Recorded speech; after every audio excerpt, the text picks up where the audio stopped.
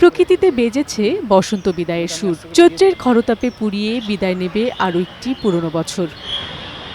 আসছে বৈশাখ।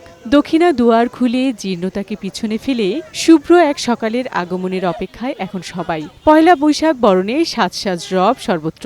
বাঙালিয়ানার অনুষঙ্গে সেজে উঠবে নতুন বছরের প্রথম সকাল। তারই আয়োজনে ব্যস্ত সবাই।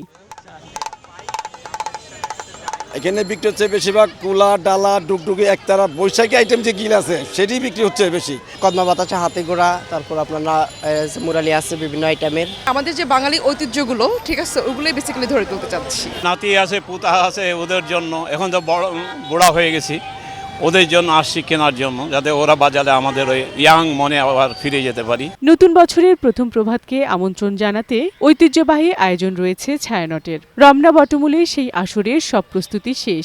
গানে গানে নতুন বছরকে বরণ করে নেয়ার এই রীতি এখন বাঙালির প্রাণের উৎসব। আনন্দমুখর পরিবেশেই আমরা এই নতুন বছরের আগমন হবে, লোকজনের উপস্থিতি সমাগম থাকবে, এই প্রত্যাশাটুকু আমাদের আছে।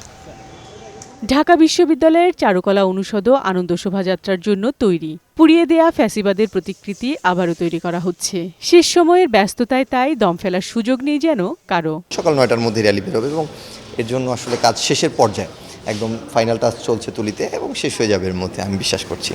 হাজার বছরের চিরায়ত বর্ষবরণের এই উৎসব বাঙালি সংস্কৃতির অন্যতম অনুষঙ্গ, যা সকল ধর্ম বর্ণকে ছাপিয়ে বাঙালির জাতিসত্তার পরিচয় তুলে ধরে বিশ্ব মাঝে। বিউটি সমাদ্দার, বৈশাখী সংবাদ, ঢাকা।